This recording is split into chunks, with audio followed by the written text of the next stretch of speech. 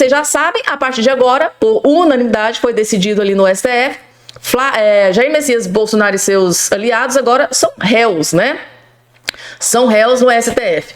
Aí, gente, logo em seguida ao resultado ali, o Flávio Bolsonaro atendeu ali alguns jornalistas e ele afirmou, gente, tá? Ele disse que os processos serão anulados. Vamos ver aqui a justificativa, a explicação, né? Porque ele está dizendo ali que vai ser tudo anulado. Vamos entender aqui a informação? Próximo presidente do Brasil 27. Agora, senador Flávio, a oposição na Câmara tentou obstruir a pauta. Eu acho que a oposição no Senado deve fazer o mesmo caminho, obstruir a pauta essa semana, como um gesto, de sinalização ao STF. Na verdade, essa semana os plenários estão um pouco esvaziados, né, pelas ausências dos presidentes das casas. Eu acho que a pauta não vai ter nada de polêmico, algo que interesse de verdade ao governo para que seja feita a obstrução. Mas, de qualquer forma, nós temos uma reunião do bloco agora, 12h30, lá no Senado, nós vamos definir se faremos também ou não obstrução. Há alguma ação legislativa, além da obstrução, em análise por vocês? Algum projeto para ser... Tem diversos projetos, vocês já estão cansados de divulgar aí sobre anistia, sobre algumas alterações, outras alterações legais, né, e de parlamentares de diversos partidos. Mais uma vez, é sempre, como há hoje uma pequena parcela do judiciário que insiste em fazer uma militância ao contrário do que manda a Constituição, ao contrário do que manda a lei, a reação natural do Congresso é sempre tentar alterar a Constituição, tentar alterar a legislação vigente para corrigir esse rumo errado que o Brasil está tomando com essas decisões absurdas e arbitrárias para condenar pessoas que, no máximo, tinham que estar respondendo um juizado especial, como chamam antigamente, de pequenas causas, porque são crimes ali no máximo de depredação de patrimônio público, então estão sendo condenados apenas aí absurdos, 14, 15, 17 anos, essa outra agora chega a ser absurdo de pedir 30 milhões de reais de multa, porque pichou uma estátua de batom, perdeu mané. Quer dizer, não tem uma lógica, não tem pé nem cabeça. Eu acho que esses excessos é que vão acabar fazendo com que todo esse processo em algum momento seja anulado. O senhor tem medo que o pai do senhor ser preso futuramente? Tá aí, né, gente? Posicionamento, né? Flávio Bolsonaro. Segundo ele, processos serão anulados, gente, tá? Existe aí uma exacerbação nas condenações, né? Inclusive um tema de divergência entre o Alexandre de Moraes e o Luiz Fux, que a gente vai tratar no próximo vídeo aqui, que teve um racha ali dentro do STF, que eu fiquei impressionada. Continuando aqui com as informações, gente, notícia divulgada aqui, ó, pela CNN Notícias, gente, tá? Notícia divulgada pela CNN. Defesas estudam contestar vídeo do 8 de janeiro exibido por Moraes na sessão, gente, tá? O Alexandre de Moraes, ele exibiu um vídeo durante a sessão para justificar ali, né? Ele estava ali tentando justificar a decisão que ele ia dar, né? Aí ele colocou, gente, um vídeo chocante, tá? Que eu nem consigo colocar aqui para vocês, para justificar a sua decisão. E a defesa estuda contestar o vídeo exibido por Moraes. Tá aqui a decisão. As defesas dos acusados pela tentativa de golpe de Estado cogitam contestar o vídeo exibido pelo Alexandre de Moraes, Supremo Tribunal Federal, na sessão da primeira turma desta quarta-feira. O vídeo trouxe imagens dos atos do 8 de janeiro de 2023. A transmissão foi uma estratégia de Moraes para ilustrar a gravidade dos ataques e justificar o seu voto, que caminha, né, para o recebimento. Então, ou seja, já aconteceu, ele já deu o seu voto. Logo que as imagens foram vinculadas, os advogados presentes no plenário da turma para acompanhar a sessão já começaram a mobilizar suas equipes, uma vez que o vídeo não constaria nos autos do processo. As defesas estudam qual a melhor forma de endereçar o assunto perante o tribunal. Uma das opções é apresentar a questão de ordem ainda na sessão. Mas há quem prefira deixar esse argumento para instrução de ação penal, caso esse cenário se confirme. O STF informou que de fato o vídeo não está nos autos. É um vídeo preparado pelo gabinete do ministro com base em fatos notórios e imagens já usadas no julgamento sobre o pessoal, os executores do 8 de janeiro, gente. Ou seja, para dar ali o seu né, parecer, para justificar o seu voto, ele colocou um vídeo chocante, gente, tá? Do que aconteceu no 8 de janeiro. Assim, eu não tô dizendo para vocês chocante, porque aconteceu assim, foi grave, vídeo de quebradeira, não, gente, porque chocante pela sua ardilosidade em utilizar um vídeo do 8 de janeiro para justificar, né, essa questão, tipo assim, gente, eu estou condenando por causa disso e disso e disso. Tem sim imagens fortes, mas não assim a ponto dele usar como justificativa para dar o seu voto contra o Bolsonaro, né, para tornar réus o Bolsonaro e os seus aliados. É mais ou menos isso que eu queria explicar aqui para todos vocês. Preciso trazer esse vídeo que está aqui na sua tela, gente, porque hoje, exatamente nesse dia de hoje, né, que foi finalizada ali essa questão da denúncia da PGR lá no julgamento no STF, o ex-ministro Marco Aurélio de Mello, gente, tá? Isso aqui aconteceu hoje. Ele concedeu uma entrevista à Jovem Pan e ele simplesmente detonou, gente, tá? Sem dó e nem piedade, decisões dos ministros do STF. E de quebra, ele fez uma revelação bombástica aqui nessa fala. Só assistam, gente, tá? Esse é o vídeo mais importante que você vai assistir nesse dia de hoje com relação aos abusos que vem acontecendo no judiciário brasileiro, principalmente no que tange STF. Vocês vão entender. Vejam só. Em primeiro lugar, eu fico perplexo pelo que estamos constatando em termos de simples recebimento de denúncia.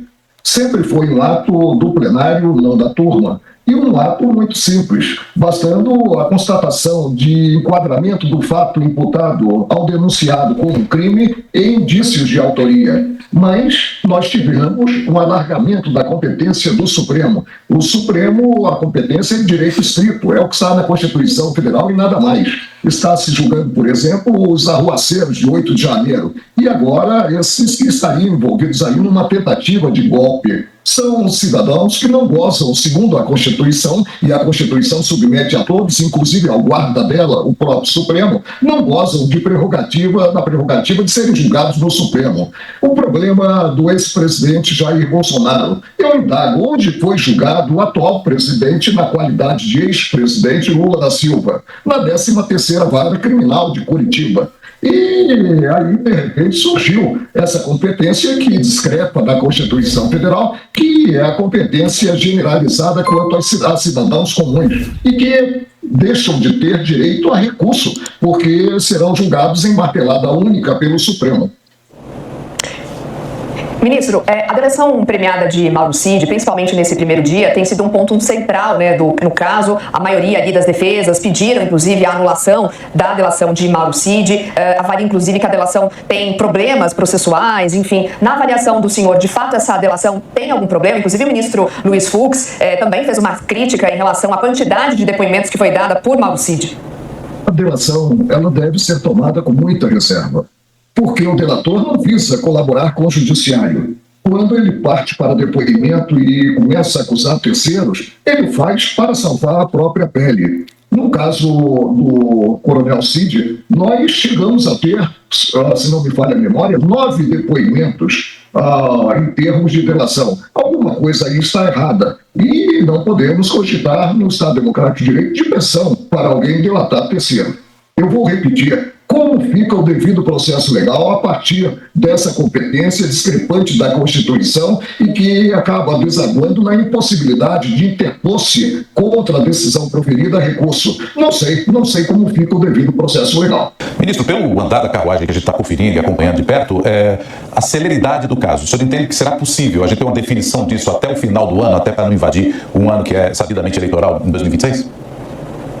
O ideal é que se conseguir o conteúdo das decisões com o tempo, a celeridade dessas decisões. E nós tivemos uma modificação regimental em que se passou a julgar processo crime no órgão fracionado, na turma. Em 31 anos que eu estive no Supremo, jamais houve julgamento de processo crime em turma.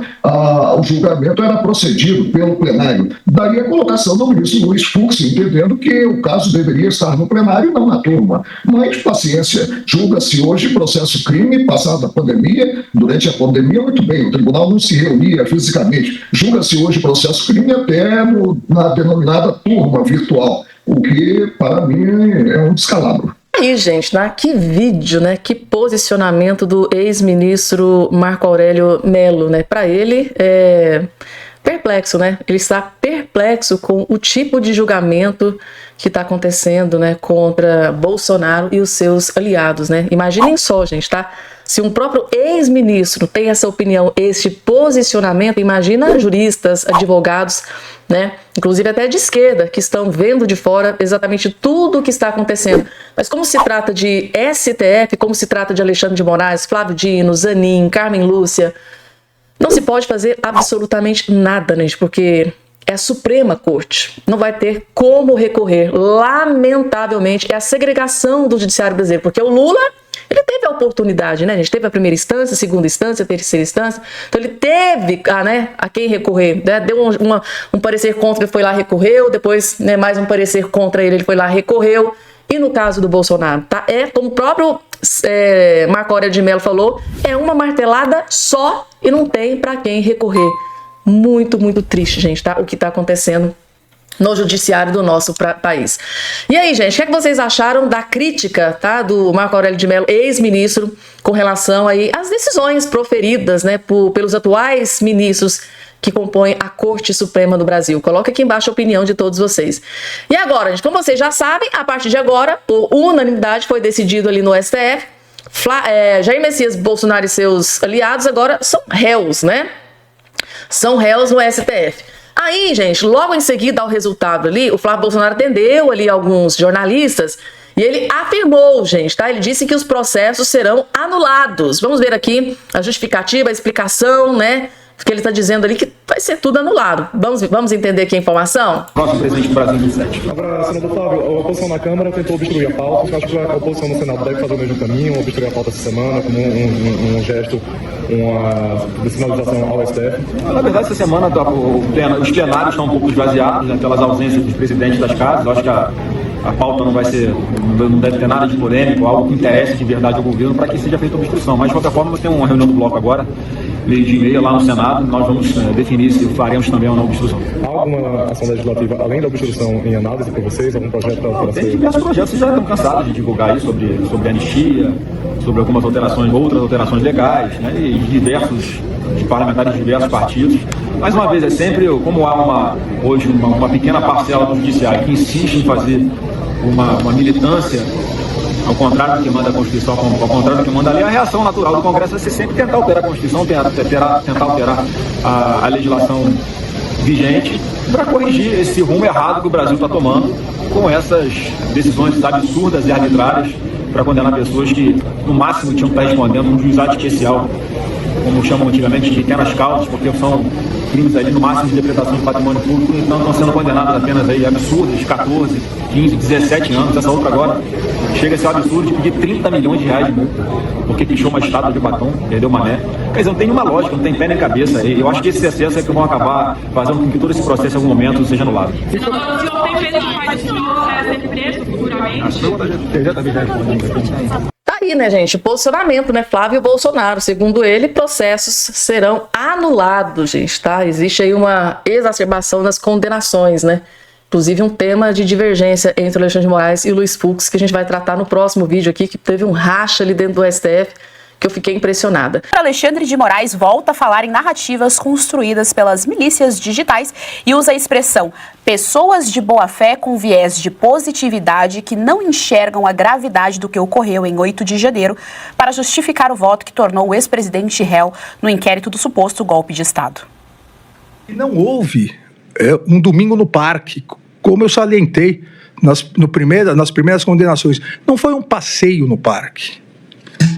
Ninguém, absolutamente ninguém que lá estava passeando. Vários policiais foram agredidos, e o símbolo desses policiais agredidos foi uma policial militar cujo capacete foi arrebentado com uma barra de ferro. E nós temos a tendência, infelizmente, de esquecendo. E as pessoas de boa fé que têm esse viés de positividade acabam sendo enganadas pelas pessoas de má fé, que com notícias fraudulentas e com milícias digitais passam a querer criar uma própria narrativa, como disse ontem, de velhinhas com a Bíblia na mão, de pessoas que estavam passeando, estavam com um batom, e foram lá passar um batonzinho só na estátua. Jorge Serrão é completamente inacreditável, né? Primeiro ele começa citando ali Domingo no Parque, não sei se fazendo referência de repente à música em si, mas ele menciona aí o Domingo no Parque, a música do Gilberto Gil, relembrando aí os anos de Tropicália, mas ele menciona o Domingo no Parque, menciona mais uma vez o caso da Débora. A gente percebe que tem quase que uma fixação com alguns casos muito específicos, o da Débora é um deles, menciona mais uma vez e trata como se, de fato, as pessoas que estavam ali, muitas delas com bíblias, com terços, e a Débora com batom na mão, como se eles estivessem fortemente armados para a derrubada do tal do Estado Democrático de Direito. Pois é, Geisiane, e a Praça dos Três Poderes definitivamente no Brasil atual não é a Praça da Alegria, bem que a gente gostaria que fosse a mesma praça, que nem tem banco, né?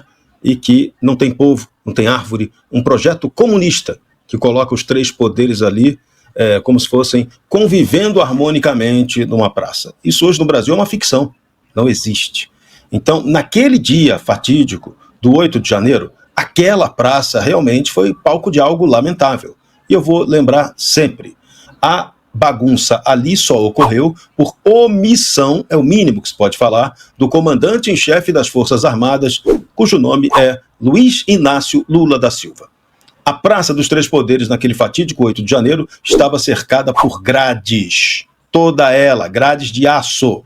Bastaria que o presidente da República, de novo, comandante de verdade do Exército, colocasse ali a guarda presidencial para impedir que qualquer depredação do patrimônio público ocorresse naquele espaço. Lula fez isso? Não. Por que Lula não fez isso?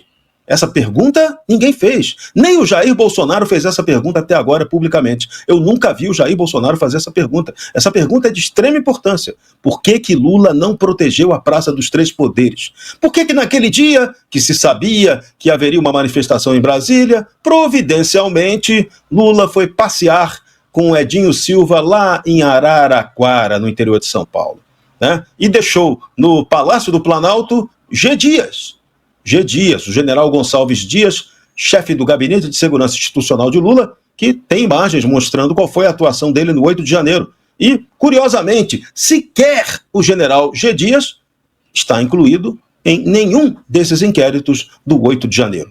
Isso é rigor seletivo ou perdão conveniente feito previamente? Então são perguntas necessárias. De novo, essa história do 8 de janeiro é um exagero produzido pelo espírito de vingança no Brasil.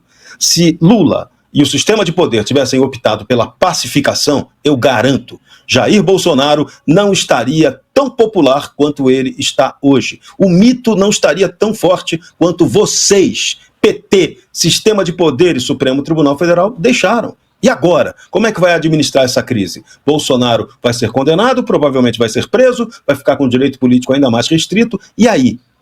E se houver uma reação popular a isso? E a insatisfação popular contra o sistema de poder? Contra o senso de justiça? Isso não vale nada. Então é muita irresponsabilidade o que está sendo feito no Brasil e estão levando o nosso país ao caos institucional. Quem vai pagar por isso no fim da história? Marina Helena, enquanto o Serrão comentava, analisava o fato, nós vimos ali a imagem do vendedor de algodão doce nesse crime, supostamente crime aí que o Alexandre de Moraes está aí na tela para vocês, está aí. Essa imagem aí que o Alexandre de Moraes está chamando de um terrível golpe de Estado que inclui forças armadas, né, que inclui ali pessoas armadas, associação criminosa armada é o termo utilizado, mas além disso, Marina Helena, o fato é que ele menciona milícias digitais. Quando nós usamos a palavra milícia, nós estamos nos referindo a um sistema criminoso. Ou seja, o engajamento de rede social é tratado pelo ministro Alexandre de Moraes como algo criminoso porque é um engajamento político que ele não acredita. Geise, o nosso batom, né? Que é uma arma muito perigosa, inflamável, é a mesma coisa das redes sociais serem tratadas como milícias. Nós sabemos muito bem o que eles querem desde o início. Sabemos o que Xandão quer desde o início do inquérito do fim do mundo. A grande verdade é que a coisa chegou no Supremo. Para se defender, eles começaram essa perseguição maluca e acabaram chegando até aqui. E aí ninguém solta a mão de ninguém. Mas o que eles querem nesse momento é exatamente acabar com as redes sociais. Essa é a vontade. Para isso que serve o inquérito desde o início. É toda a retórica das fake news. E a gente tem que tomar cuidado, porque vai desse julgamento, mas tudo isso vai continuar de alguma maneira. Eles têm falado abertamente sobre isso. Então, qual que é a vontade aqui? Em primeiro lugar, acabar de fato com o Bolsonaro, mas não só com a força, não só com a chance do Bolsonaro ser eleito. É muito além disso. Eles querem, de fato, fazer com que Bolsonaro não possa, de maneira nenhuma, fazer campanha em 26. Escuta, ouve bem o que eu estou dizendo. O final desse processo vai tentar, de todas as formas, calar completamente o presidente. A gente viu isso acontecer, rede social ser derrubada antes das eleições, a gente viu perfis caindo, a gente viu pessoas sendo desmonetizadas, saindo do país. Eles já fizeram tudo isso. O que nos garante que eles não possam fazer ainda muito pior, depois da construção de toda essa narrativa macabra. Então, o final é exatamente esse. Eles sentiram que as redes sociais são, de fato, a voz do povo. E eles vão tentar calar a voz do povo de todas as maneiras. Olha só, a Marina tá ali fortemente armada com batom e a gente vai agora falar do ministro Flávio Dino, que justificou o voto destacando a violência dos participantes no chamado golpe. Atenção ao arsenal citado pelo ministro comunista. Espada, machados e facas. Instrumento de trabalho que foram usados como armas. E armas improvisadas, como móveis de escritório destruídos. Aqui vimos essa soldado, Marcela, falando em barra de ferro. Cercas, bicicletários, escudos anti-motim roubados, tacos de beisebol, tacos de hóquei, mastros de bandeira, canos de PVC e luvas reforçadas. Então, é este conceito de arma que nós estamos tratando aqui. Lembro que muitos dos participantes eram policiais e membros das Forças Armadas. E estes, não há dúvida, esses só andam armados. Eu não conheço um que não ande armado. Seja os da ativa, quanto os já reformados. Todos andam armados. Há alguns que são mais apaixonados pelas suas armas do que pelos seus cônjuges. Jorge Serrão. Vou citar as armas para você. Ele fala espadas, machados e machados. O machados, não sei, ele citou 2 vezes, então é machados e machados. Cercas, bicicletário, canos. Aí ele fala também de taco de hóquei. Hóquei é aquele esporte no gelo, não sabia que o brasileiro praticava esse tipo de esporte, mas menciona. Enfim, ele vai falando ali uma série de coisas. Ele faz uma confusão, porque ele fala não estava armado, mas tinha isso, então estava armado mesmo sem estar armado. Ele fala algo mais ou menos assim. Me pareceu um pouco Dilma, inclusive, quando ele foi fazer a explicação a respeito das armas, mas o ponto é que eles mencionaram até espadas como uma das armas ali. A gente voltou para um negócio meio cruzado ali, uma coisa do tempo passado. E cano de PVC também é mencionado por ele. E o capitão Jair Bolsonaro é o chefe dessa perigosíssima e truculenta organização criminosa. Essa tese é absolutamente insustentável. Uma pergunta que precisa ser dita é: domingo que não era no parque, qual era a autoridade que estava dentro dos palácios depredados para ser derrubada, para que o poder dela fosse efetivamente tomado? Nenhuma. Então, só isso, só esse fato objetivo da realidade ratifica, confirma e corrobora que não houve tentativa de golpe de Estado para a tomada do poder. Então, o artigo 359 da Lei do Estado Democrático de Direito sequer pode ser aplicado nessa situação, a não ser que se queira fazer uma ficção jurídica. E o que estamos vendo é uma ficção jurídica, lamentavelmente. E eu insisto, qual será o preço histórico, político, econômico e cultural que nós, o povo brasileiro, vamos pagar por essa vergonha que estamos passando hoje?